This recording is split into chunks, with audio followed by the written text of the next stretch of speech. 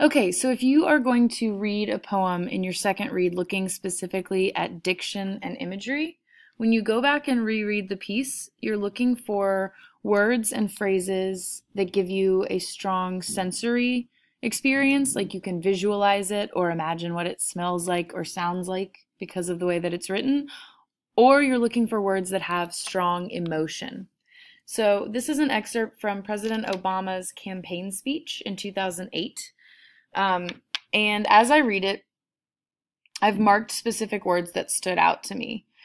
So he says, when we have faced down impossible odds, when we've been told we're not ready or that we shouldn't try or that we can't, generations of Americans have responded with a simple creed that sums up the spirit of a people.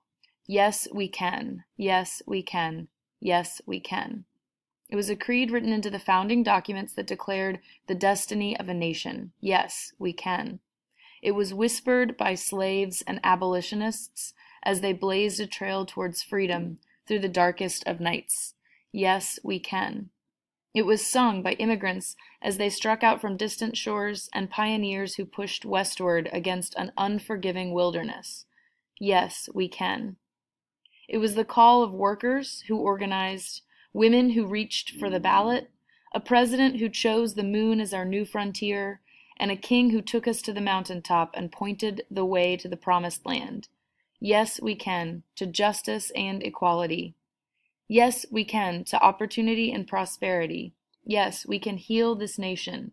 Yes, we can repair this world. Yes, we can. So, as I read it, I found a lot of words in the beginning that had to do with this kind of negative feeling, this feeling that something is impossible, and I marked those.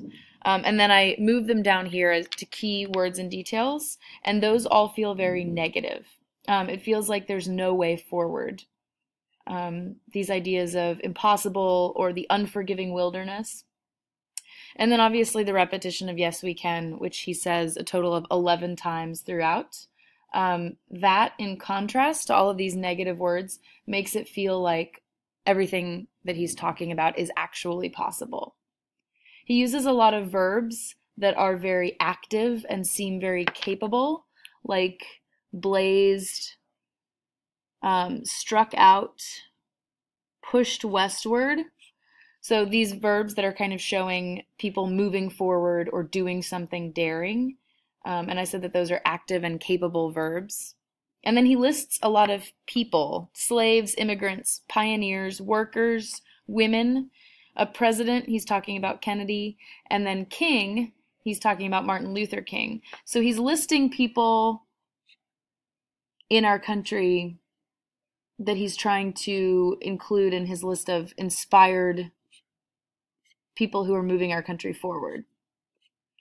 And I said everyone from those at the lowest levels of society to the highest, from slaves to presidents to kings. He builds kind of this sense of unity by mentioning all of those people. And then he uses words like promised land, heal, and repair. And I noticed here that promised land is a biblical allusion. So those are all very positive words, and it kind of shows how we can go forward from here. So I found words that had strong emotion. I noticed patterns.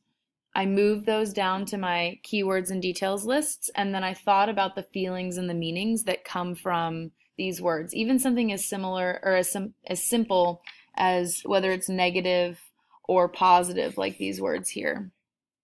And then I made my inference. President Obama develops an optimistic tone in his speech through his use of repeated positive phrases and active, capable verbs. He starts out using very negative phrases, then explains how all people can reach a better place. He even uses biblical diction to show the extent of the positive message. So the steps that I took were find words that had strong sensory details or strong emotion, list them here, think about their layers of meaning, and then use all of that information to make an inference about the tone of the piece overall. Good luck!